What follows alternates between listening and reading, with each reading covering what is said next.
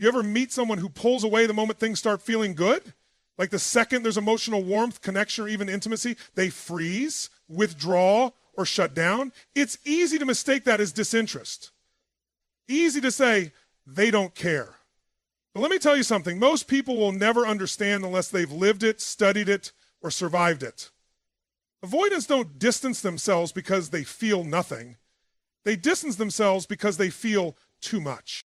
You have to understand this. The avoidant nervous system is wired for self-preservation, not connection. That person who pulls away from you when you get closer isn't rejecting you. They're protecting the most fragile part of themselves, the part they buried so deep, they don't even know how to access it without fear. Love, for them, doesn't feel like safety. It feels like danger. Vulnerability feels like exposure. And exposure, in their subconscious mind, is the equivalent of emotional death. This is not about logic. It's not about not wanting love. Avoidants want love desperately, but they've been conditioned, consciously or unconsciously, to associate love with loss, with betrayal, with pain. Somewhere in their history, maybe childhood, maybe past relationships, love became the battlefield, not the sanctuary. So when someone comes close, when you start speaking to their soul instead of their surface, they do the only thing they know how to do. They run, they pull back, they disconnect. But here's the paradox, and this is what people miss. That distance they create, that's their version of love. Not because it's healthy, not because it's what you deserve, but because in their world, space is safety, silence is stability. The less they show, the less they risk. And the less they risk, the more in control they feel of the emotional storm inside them. Avoidants are not emotionless. They're not heartless. In fact, many of them are carrying around too much emotion, buried, locked up, tightly sealed beneath years of repression. That emotional volcano has no safe outlet. So the safest thing they know to do is keep the lid on. And you're the one who's triggering the eruption just by loving them. That's how powerful your presence is. That's how much potential for closeness you bring. It terrifies them. So what do? They pull away to reset, to regulate, to breathe. And if you're not educated, if you don't understand the psychology behind it, you'll take that personally. You'll think you did something wrong, that you weren't good enough. But in truth, their silence is their survival mechanism. And tragically, sometimes it's also their love letter, a broken, backwards way of saying, this is how I care. I step back, because if I stay too close, I might lose control of the part of me I never learned to manage. If you're dealing with an avoidant, you need to stop asking, why won't they come closer, and start asking, what are they protecting? Because once you understand that it's not you they're avoiding, it's their own emotional exposure, everything shifts. And if you're the avoidant, then listen carefully. You've been running from love thinking it's a threat, but maybe it's the very medicine your soul's been craving all along. Because the truth is this, distance is not love, it's fear masquerading as control. And you cannot receive the love you desire by hiding from the intimacy you fear. Let that sink in, let it hit where it needs to. Because your next move, whether to run, hide, or open up, will determine not just the health of your relationships, but the depth of your personal growth. Love doesn't destroy you, avoidance does. Here's the thing about avoidance. They won't say what they feel, but that doesn't mean they're not feeling. In fact, they're feeling deeply, sometimes more intensely than you realize. The challenge is that their way of expressing love isn't through words or grand gestures. It's through something much quieter, more covert. They become watchers, silent observers. They watch you, not in a creepy way, but in a way that reveals their struggle to connect without losing themselves. Think about it. When most people love, they want to tell you. They want to say it out loud, show it openly, make it obvious. But for an avoidant, doing that risks everything. It risks vulnerability, which risks pain. So instead of talking about love, they watch love from a distance. They study your every move, your moods, your reactions, almost like a scientist trying to understand a complicated experiment. Why? Because they're trying to decode the rules of connection without having to expose their own heart. They want to understand you so deeply that they can predict what will happen next. If they can control the environment, if they can anticipate your needs and behaviors, then they can feel a little safer in stepping closer. This silent surveillance is their way of loving intense, meticulous, and hidden beneath layers of silence. What's fascinating here is the paradox. The avoidance love is both present and absent at the same time. They are there in the quiet moments when you don't realize it. They notice the small things you overlook, the way your eyes change when you're upset, the subtle shifts in your tone when you're tired. They collect these details because deep down, they want to connect but don't know how to bridge the gap between their guarded mind and their longing heart. But this silent observation isn't just about understanding you.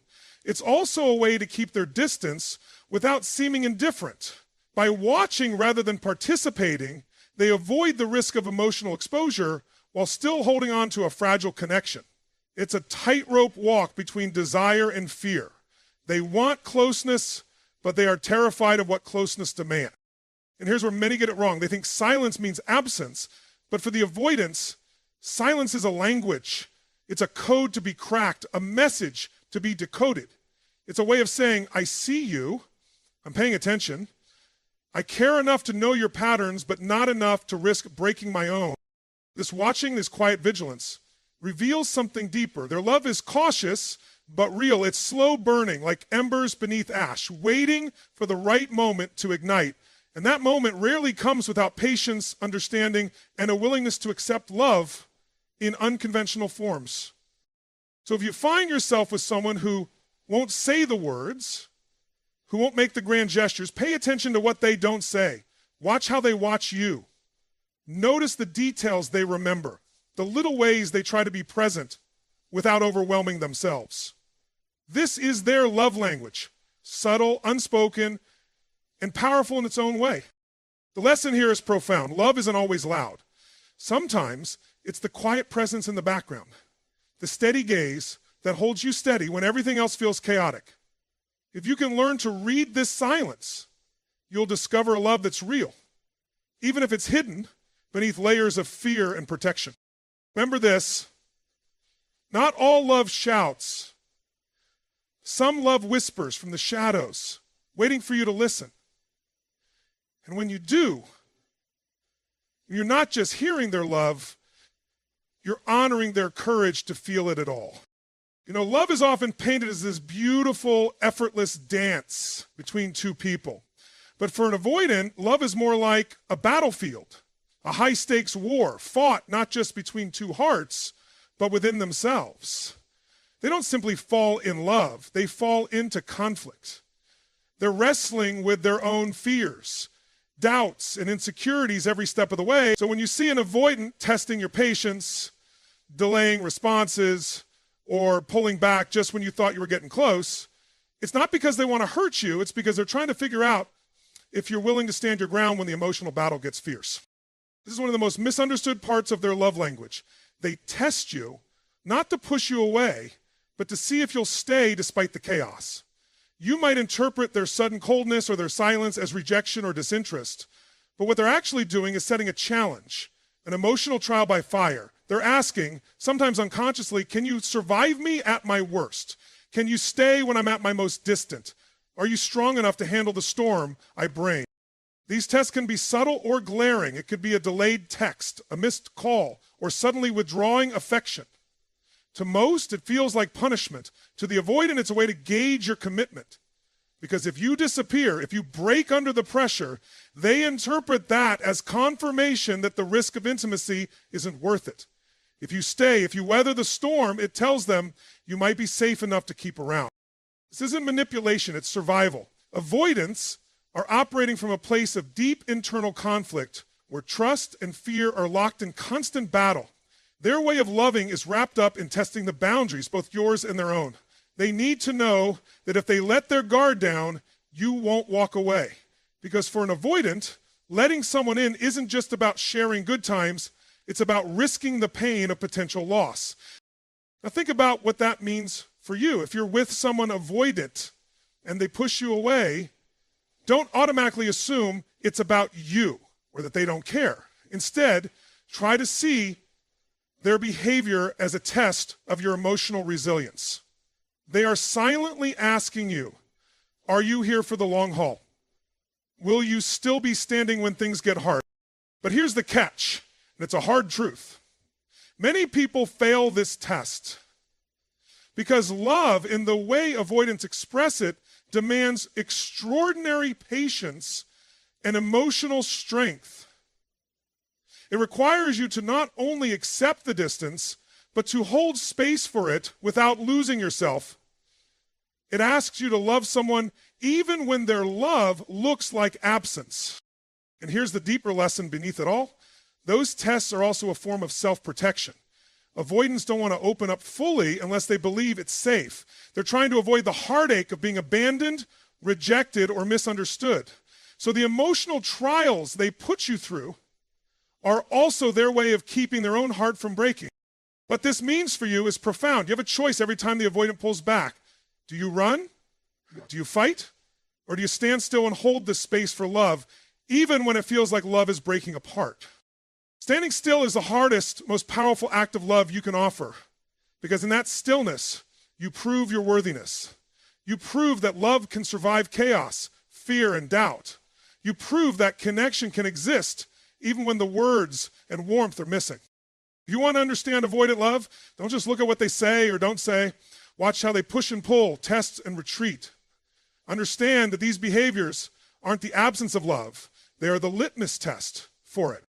Remember this, love isn't just about harmony. Sometimes it's about surviving the storm together and coming out stronger on the other side. That's the kind of love an avoidant knows how to give, messy, challenging, but real.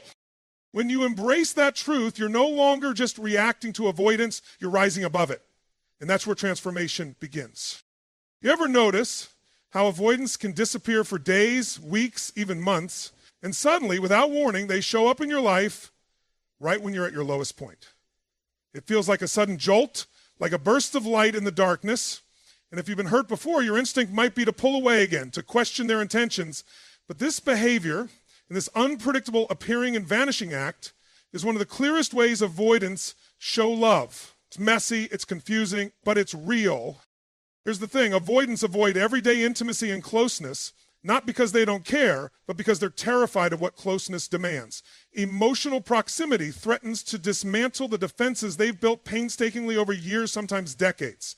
So what they do instead is retreat, create distance, and keep you at arm's length. But when crisis hits, when your world is shaking, when you're vulnerable in a way that breaks through their armor, something inside them overrides the fear. That moment, that sudden arrival during your pain, is their way of saying, I see you, I'm here. It bypasses their usual defenses because pain doesn't allow for avoidance. When you're hurting, the avoidance instinct to protect themselves is temporarily eclipsed by their instinct to protect you.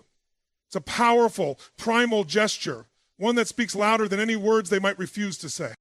You might think, if they loved me, why don't they stay around all the time? That's exactly the question most people ask, but it misses the underlying truth about avoidance. Their love isn't expressed in constant presence.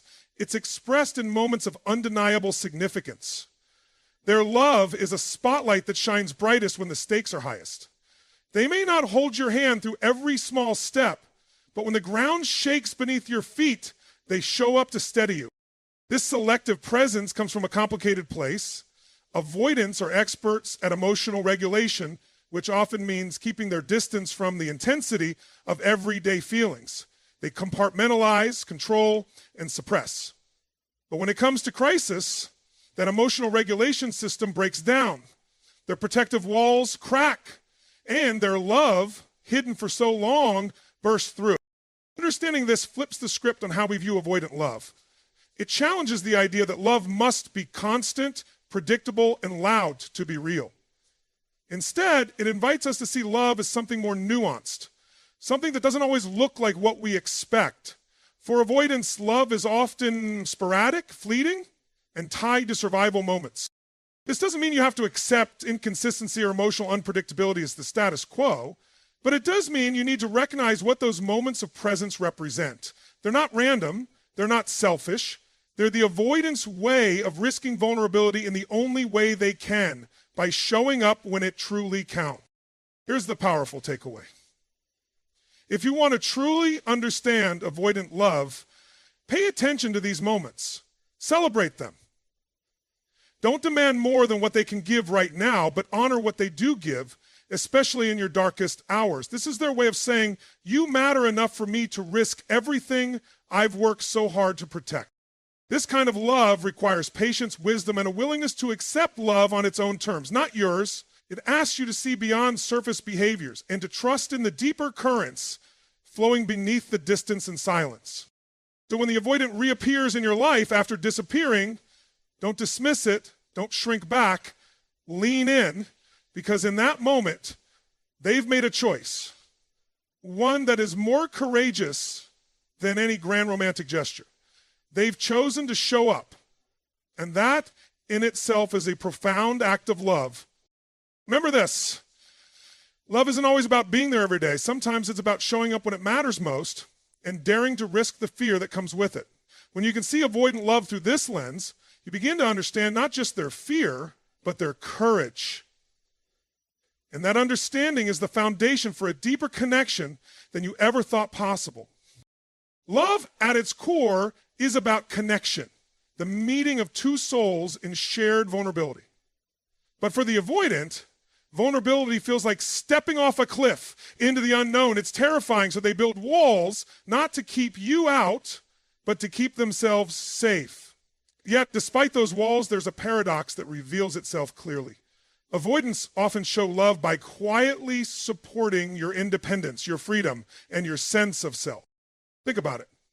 Many people equate love with closeness, with merging identities, with dependence.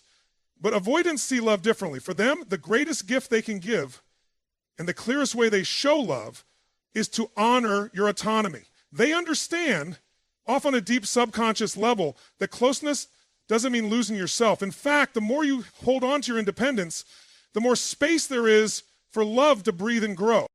When an avoidant supports your freedom, it's not because they don't want to be part of your life. On the contrary, it's because they want to ensure that love doesn't become a trap, a prison where either of you loses who you are. They're saying, in their quiet way, I love you enough to let you be you. This is a radical form of love, one that breaks the mold of dependency and clinging. It's important to understand that this support of independence isn't about emotional distance or detachment. It's about respect. Respect for your individuality and for the unique path you're on. Avoidants are often fiercely protective of this boundary because they know what it feels like to lose themselves in relationships. Their love comes with a silent promise. I won't ask you to change who you are because your essence is precious to me. But here's the catch. For this kind of love to thrive, it requires a balance. You need to honor their need for space as much as they honor your need for freedom. It's a dance of mutual respect and trust where both partners feel safe to be exactly who they are without fear of rejection or abandonment. This dynamic challenges conventional ideas about love. We're often taught that love means sacrifice and compromise to the point of losing ourselves, but avoidants teach us something different. They teach us that true love nurtures individuality, encourages growth, and celebrates the freedom to be separate yet connected. When you recognize this in an avoidant, you realize that their love is not about possession or control. It's about liberation. It's about creating a relationship where both people can thrive as individuals and as partners. This is a profound gift, and it's one of the most authentic ways avoidants show love, even if they don't say it outright. The next time you find yourself frustrated by their need for space or independence, remember this. They're not pushing you away.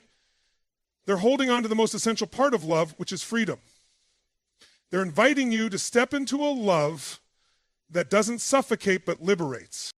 And here's the empowering truth for you. When you honor your own independence and allow space for theirs, you're not only respecting them, you're strengthening the foundation of your relationship.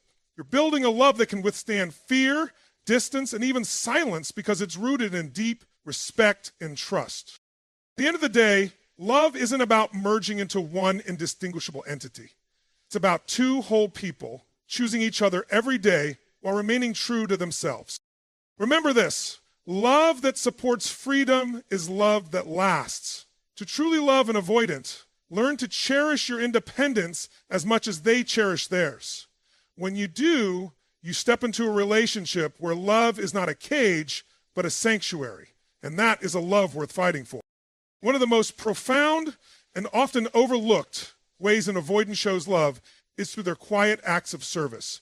Not the flashy public kind of service that draws attention or applause, but the subtle, behind-the-scenes efforts that reveal how deeply they care without forcing them to confront their vulnerability head-on.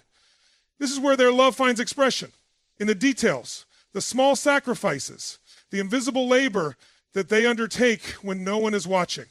Avoidants struggle with emotional expression because it leaves them exposed, vulnerable, and uncertain. Words and overt displays of affection can feel like emotional landmines, so instead of saying, I love you, they show it by doing, by taking action that supports your well-being, protects your boundaries, or eases your burdens. It might be something simple as fixing something that's broken, remembering an important detail about your life, or making sure you have space to recharge. These actions are their language of love, spoken quietly but with great intention. What's fascinating is that these acts often go unnoticed or are misunderstood. People might overlook them because they don't fit the traditional romantic script. No grand gestures, no dramatic declarations. But if you pay close attention, you'll see a pattern. The avoidance love is practical, grounded in reality, and focused on tangible ways to support you. It's love that builds a foundation beneath the chaos, steady and reliable, even if it doesn't scream for recognition. Psychologically, this makes perfect sense. Avoidants are wired to protect themselves from emotional overwhelm. So they express love in a way that feels safe, through doing rather than feeling.